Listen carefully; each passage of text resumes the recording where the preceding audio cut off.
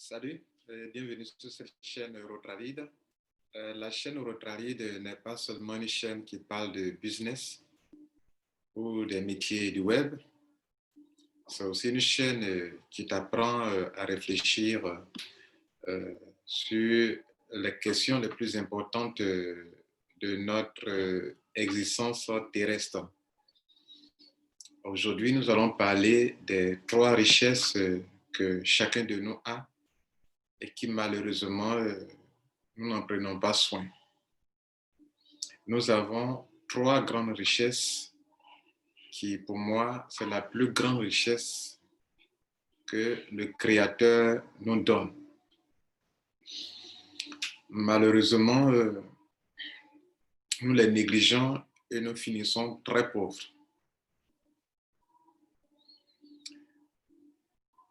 Le Créateur, dans sa justice, fait en sorte que la plupart d'entre nous, nous ayons cette richesse qu'il faut gérer.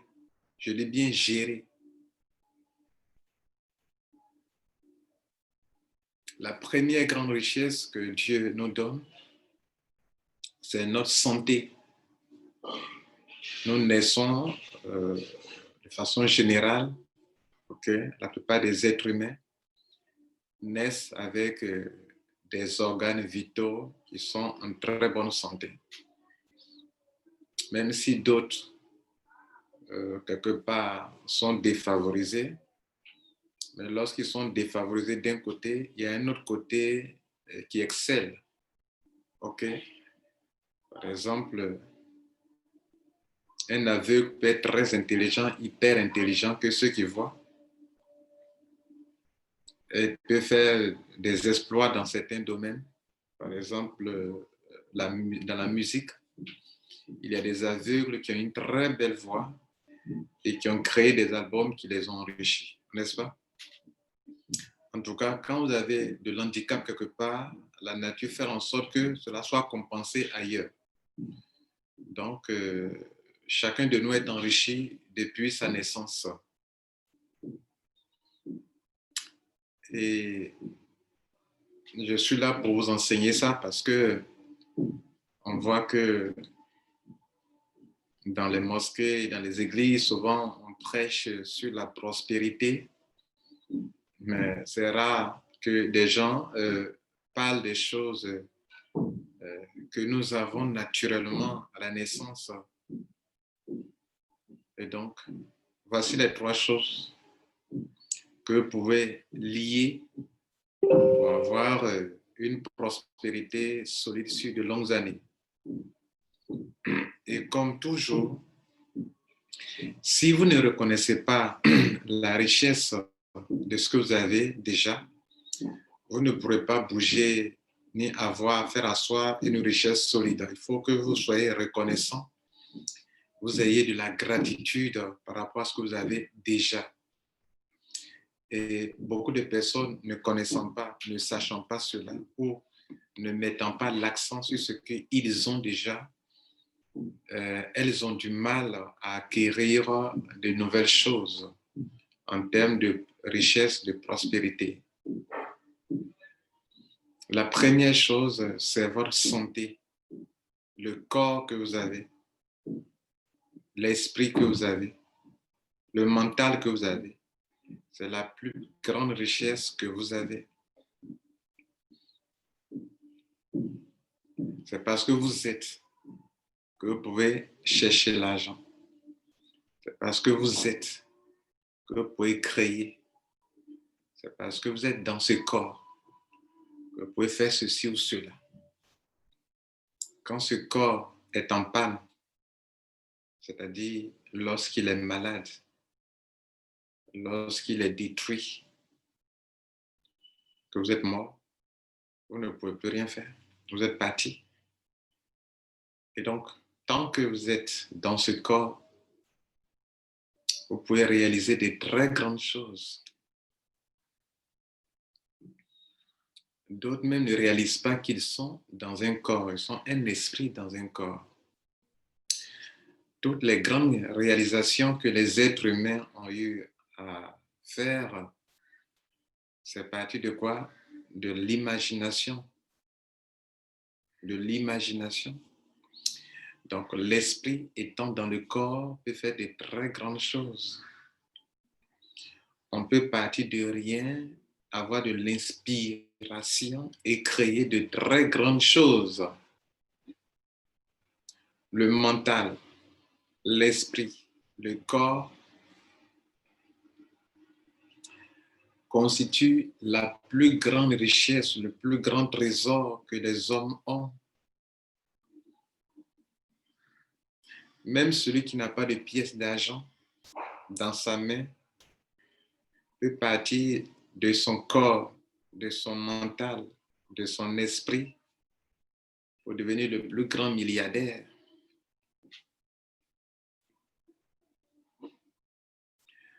Vous pouvez partir de rien avec la foi. La foi qui peut vous permettre de réaliser des grandes choses. Réaliser de grandes choses, c'est une combinaison des trois, le corps, l'esprit, l'âme ou le mental, si vous voulez. En tout cas, je vais dire que le corps, l'esprit et le mental sont très importants si vous voulez vraiment vous réaliser. On ne nous apprend pas dans les religions à nous servir de ces trois choses. Comment utiliser le corps? D'ailleurs, ils ont assimilé le corps à la chair. Donc, quand la Bible parle de la chair, oui, c'est la chair, c'est le corps. Or, la chair, ce n'est pas le corps.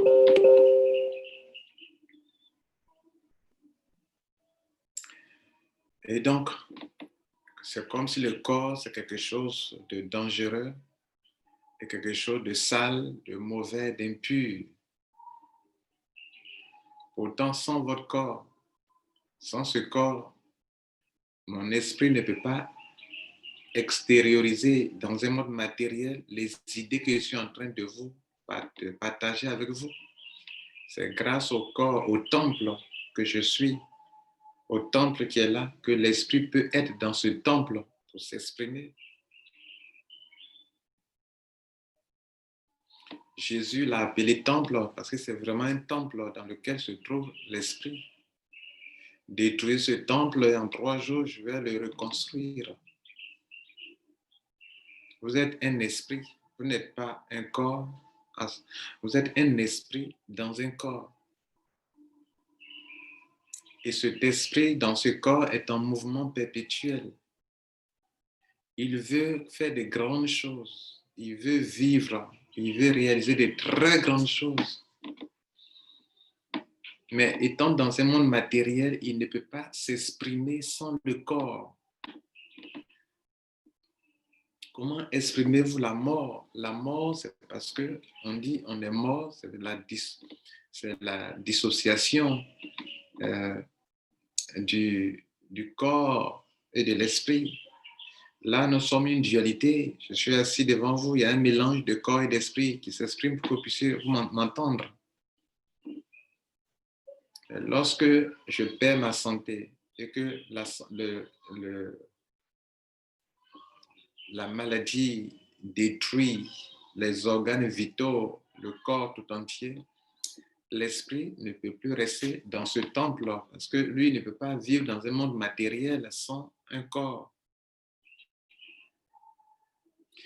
Vous qui êtes les religieux, vous savez qu'il y a des esprits qui cherchent à posséder des corps parce que ce monde matériel n'est pas fait pour eux. Et pour être dans ce monde matériel, il faudrait que l'esprit possède un corps. N'ayant pas de corps, il cherche à entrer dans un corps pour pouvoir s'exprimer et se faire entendre. S'ils ne sont pas dans un corps, ils ne peuvent pas goûter le plaisir terrestre. S'ils ne sont pas dans un corps, ils vont parler, personne ne peut les entendre. S'ils ne sont pas dans un corps, ils ne peuvent pas manifester ou matérialiser leurs pensées. D'où les possessions démoniaques. Donc, la plus grande richesse que vous avez, c'est votre corps.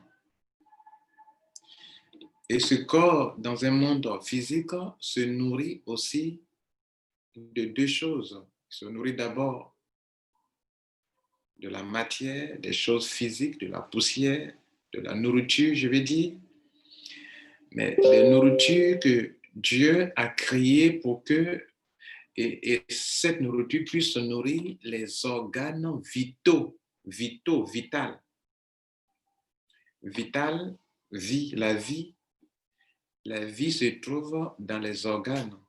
Et si les organes n'ont pas ce qu'il leur faut pour s'entretenir sur de longues années, ces organes tombent en faillite, tombent en faillite si vous voulez. Et quand ces organes ne sont pas nourris comme il le faut, on parle de maladie. Le pancréas a sa maladie. On parle de diabète. Le cœur a sa maladie, l'hypertension artérielle et tout ce qu'on sort. Le cerveau a sa maladie d'Alzheimer et autres. Les os mal nourris ont leur maladie, les arthroses et autres. Et la bonne nouvelle, c'est que Dieu a disposé dans la nature des choses pour entretenir chaque organe vital. Par exemple, vous trouverez dans la nature des choses qui entretiennent les os. Vous en consommez. Comme vous ne savez pas que votre corps est la première richesse, vous ne vous en préoccupez pas. Il y a des aliments, des ingrédients qui sont dans la nature que Dieu a créés pour entretenir une bonne circulation sanguine et éviter les problèmes d'hypertension artérielle, d'AVC et autres, de tension artérielle. Le cœur pompe le sang, il faut que le sang coule dans les veines. Mais souvent, la graisse et tous les problèmes liés à la malnutrition, à la malbouffe, font que nos veines sont bouchées, le sang ne circule pas, le système cardiovasculaire prend un coup et notre vie prend un coup. C'est vraiment étonnant que l'humanité ne cherche pas à entretenir la première richesse que Dieu lui a donnée, la santé. Et l'humanité ne cherche pas à connaître le corps, connaître toi-même d'abord, connaître comment tu es composé. Ils sont combien qui cherchent à mettre au top leur corps, leur esprit et leur mental. Et donc, comme tu as une dualité, tu dois nourrir à la fois le corps avec des meilleurs nutriments, ingrédients. Aujourd'hui, notre monde étant pollué, vous pouvez les trouver souvent dans les meilleurs compléments alimentaires. Vous cherchez de l'argent dans les marketing, mais n'oubliez pas aussi que vous devrez entretenir votre santé, surtout avec des meilleurs compléments alimentaires. Si votre alimentation de tous les jours ne vous enrichit pas, pensez-y. Se nourrir les compléments alimentaires ne veut pas dire forcément qu'il faut faire du marketing de réseau. Il y a des très bons compléments alimentaires qui t'entretiendront tous les jours de ta vie. Les antioxydants, l'oxydation qui nous détruit. Chaque fois que nous respirons l'oxygène, il y a de l'oxydation à l'intérieur de nous qui nuit à nos cellules. Il y a nos télomères qui se raccourcissent et qui empêchent la production de nouvelles cellules. Il y a des ingrédients pour rallonger les télomères. Et les télomères, c'est la vie. Il y a des nutriments pour t'aider à maintenir une grande quantité de cellules souches. La cellule souche, c'est la base de toutes les cellules. C'est la cellule les cellules par lesquelles les autres organes vitaux reçoivent des cellules. C'est la racine de toutes les cellules, ce sont les cellules souches qui elles aussi, elles peuvent disparaître et donc ça peut précipiter le vieillissement de ton corps et la destruction du temple de l'esprit. La deuxième nourriture que tu dois entretenir, aider pour t'entretenir et avoir une santé de toi à tous les niveaux, c'est entretenir l'esprit avec la parole de la vie. Parce que si vous mangez seulement, que vous ne nourrissez pas l'esprit avec la bonne parole de la vie, l'esprit, le mental prennent un coup. Et donc, vous n'êtes plus cet être humain que Dieu a créé qui doit avoir un esprit riche, clair et enrichi. Ce qui fait pousser Jésus à dire que l'homme ne vivra pas de pain seulement, mais de toute parole qui vient du Créateur, du Père. La parole, c'est la vie. Des gens ont tout ce qu'il faut pour bien manger, manger les plus meilleurs mets, mais ils n'ont pas la vie, ils se suicident. Parce que la vie, ce n'est pas seulement le corps. Dieu a créé l'homme, il était inerte et Dieu a soufflé en lui un souffle de vie. Cet esprit, ce souffle de vie, ne se nourrit pas de nourriture physique, mais de la parole qui vient de celui qui l'a créé. Mesdames et messieurs, voici à mon sens la première richesse qui maintient la vie et que l'humanité néglige.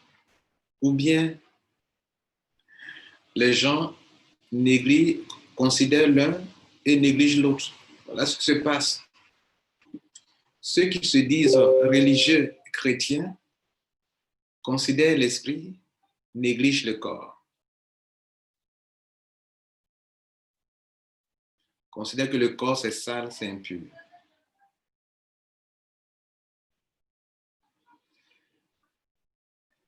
Ceux aussi qui ne sont pas religieux considèrent le corps et ne font aucun cas de l'esprit.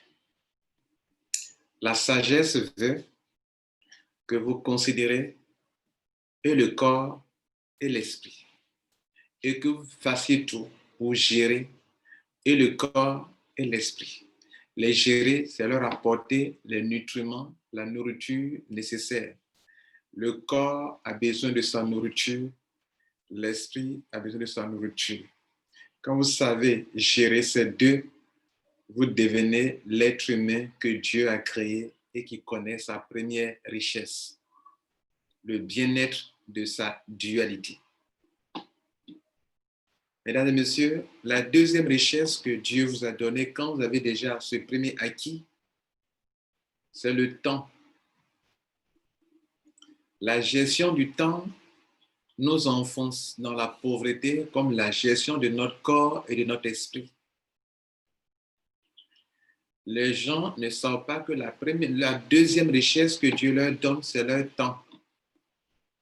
Si tu ne sais pas gérer ton temps et que tu ne reconnais pas que le temps même est une richesse que Dieu te donne, tu vas le gaspiller jour après jour, mois après mois, année après année, jusqu'à ce que ton corps, dans un monde pollué, ce corps va vieillir et tu auras passé toute ton existence sans avoir transformé ton temps en argent. Lorsque le corps, l'esprit est bien clair, lucide, dans un corps sain, pur, depuis un corps bien, ok? Ainsi, l'esprit et le corps, l'esprit dans un corps peut produire de grands résultats dans le temps, mais si et seulement si l'esprit dans le corps l'esprit dans le corps se met en action pour utiliser le temps que Dieu lui donne pour se réaliser. Nous sommes dans le temps pour nous réaliser, pour rendre manifeste des projets qu'on a conçus dans notre esprit. Et grâce au corps, et à l'esprit, grâce à cette dualité que je suis, je vais utiliser le temps pour me réaliser. L'esprit conçoit des idées, l'esprit conçoit des projets et grâce au corps, l'esprit va matérialiser. L'esprit peut avoir de l'imagination, des rêves puissants et grâce au corps et dans le temps, on va donc se réaliser, rendre réel dans le temps. Il vous faut du temps pour vous réaliser. Il vous faut du temps pour programmer et faire. Beaucoup gaspillent leur temps, ne mettent pas le temps que Dieu leur donne à profit pour s'enrichir. Pendant que Dieu d'autres passent les 24 heures que Dieu leur donne à travailler, à se réaliser, à réfléchir, à utiliser leur intelligence, leur imagination, leur esprit pour concevoir, et utiliser leur corps pour réaliser des choses conçues. D'autres passent aussi leur temps à s'amuser, à se distraire. Se distraire, c'est important. Mais on se distrait lorsqu'on on a travaillé, qu'on doit se recréer, n'est-ce pas? J'ai l'habitude de dire à mes enfants que quand vous sortez de matin, c'est pas là qu'il faut allumer la télévision. OK? Le matin, quand tu te lèves et que tu as été ressourcé durant la nuit, OK? Quand on dort, on est ressourcé par Dieu. L'âme va se ressourcer dans le monde spirituel quand vous dormez. Et quand vous réveillez le matin, vous êtes bien ressourcé. C'est le moment donc de créer, c'est le moment de faire des grandes choses, c'est le moment de réfléchir, c'est le moment de travailler quand on se lève le matin. Mais ceux qui ne savent pas sont en train de gaspiller leur vie que Dieu leur donne sur cette terre. Ce sont ceux qui se lèvent le matin et ils allument la télévision, ils sont devant la télévision. Ils se lèvent le matin, ils sont devant l'alcool et devant l'alcool et devant l'alcool. Ils se lèvent le matin, ils sont dans des choses qui ne leur font pas avancer. Il faut travailler et se distraire. Et au soir de leur vie, ils se rendent compte qu'ils n'auront pas su gérer leur vie. Vous voyez, il y a l'âge de l'enfance, il y a l'âge adulte et il y a l'âge de la vieillesse. C'est 3 grandes étapes de votre vie.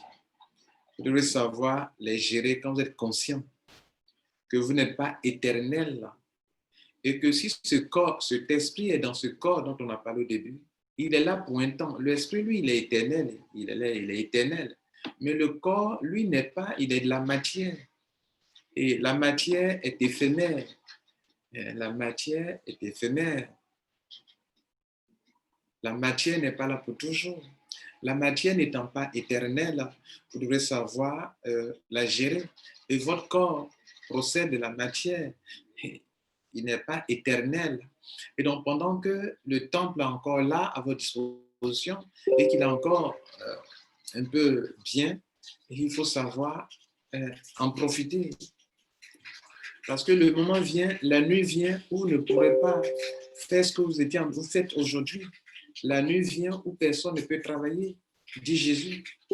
Et donc, pendant qu'il a encore jour pour vous, pendant que vous avez la vigueur, les muscles, des os, pendant que vous n'avez pas besoin que quelqu'un vienne vous mettre votre ceinture,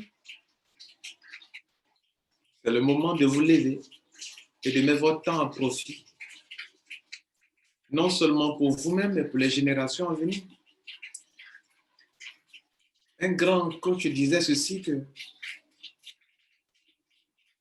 les pauvres sont égoïstes et les riches ont le cœur ouvert. Et pourquoi? Parce que le pauvre ne pense qu'à soi lui seul. Et d'ailleurs, il ne fait aucun effort pour s'enrichir parce qu'il ne pense pas aux autres. C'est plutôt les riches qui pensent aux autres. Ils créent des solutions pour aider l'humanité. Ça les enrichit parce qu'ils ont pensé aux autres.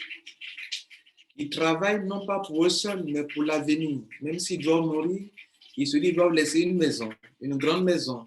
Ils doivent laisser une entreprise. Ils doivent laisser une innovation, une création. Quand ils se lèvent le matin, ils réfléchissent à des solutions. il cherche à servir l'humanité, à créer des solutions pour l'humanité. Il cherche à éclairer l'humanité. Mais le pauvre, il se lève, il s'en fout. Il passe son temps à accuser les gens. Il ne crée rien, il n'apporte rien à l'humanité. Ils sont les plus égoïstes. Et ce coach a raison. Robert Kiyosaki en a parlé aussi également. Les pauvres sont égoïstes.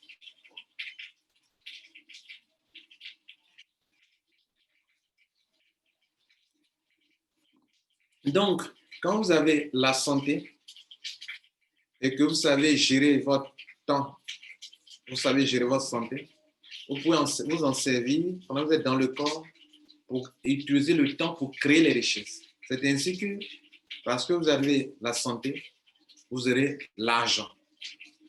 Enfin, vous aurez le temps. Excusez-moi. Quand les trois choses que je vais citer, les trois richesses, en fait, c'est la santé, le temps et l'argent. Mais la première chose, c'est la santé. Quand tu l'as, tu peux avoir du temps. Et quand tu as du temps, tu peux t'en servir pour créer l'argent. Et lorsque tu as l'argent aussi, tu peux avoir la santé. Vers le siècle, si tu as la santé, tu pourras avoir du temps pour mettre à profit ton temps. Tu pourras mettre à profit ton temps pour avoir de l'argent. Là, le temps, tout le monde gagne 24 heures chaque jour. Mais si tu es malade, tu ne peux pas mettre à profit ton temps. Donc, si tu as la santé, tu peux mettre à profit ton temps. Et si tu mets à profit ton temps, tu peux avoir l'argent. Et si tu as l'argent, tu as la santé. Si tu as la santé, tu as l'argent. Oui. Si tu as le temps, tu peux avoir l'argent. Et d'ailleurs, quand tu as le temps, tu peux avoir de l'argent. Et quand tu as de l'argent, tu as le temps. Si tu as de l'argent, tu peux gagner du temps. Un exemple, on veut voyager, on veut aller, par exemple, au Ghana. Je suis en Côte d'Ivoire. Pour aller au Ghana, on peut aller par avion, on peut aller en voiture, on peut même aller peut-être en moto. Celui qui a de l'argent peut s'acheter tout de suite un billet d'avion je crois qu'en 30 minutes, 35, 45 minutes, il est au Ghana. Celui qui est en avion, il a eu du temps. Parce qu'il a de l'argent pour s'acheter un billet d'avion. Donc, avoir de l'argent, c'est avoir du temps. Quand tu as du temps, tu peux avoir de l'argent. Ce sont des richesses. Quand tu as l'argent aussi, tu peux avoir la santé. Quand tu as la santé aussi, tu peux avoir de l'argent. La santé peut te permettre de travailler, de mettre après ton temps pour avoir de l'argent. Mais quand tu as l'argent aussi, tu peux avoir la santé. Il y a des gens qui sont malades, qui peuvent être guéris, qui pourraient être guéris, mais ils ne sont pas guéris, ils sont morts. Il y a des gens qui ne parlent pourquoi? Parce qu'ils n'ont pas de l'argent. J'ai parlé de compléments alimentaires dans un monde où rien n'est. On est obligé d'aller dans la nature pour cueillir les fruits, les légumes remplis d'antioxydants pour consommer. Tout est mis dans des compléments alimentaires et tout est industrialisé. Et donc, ces compléments alimentaires, ça se vend. Si tu n'as pas l'argent pour en acheter, tu ne peux pas te donner des meilleurs compléments alimentaires, des meilleurs nutriments dont ton corps a besoin. Et ta santé peut prendre un coup. Mais tout part depuis la base. C'est parce que depuis la base, tu as négligé ta première richesse qui est la santé.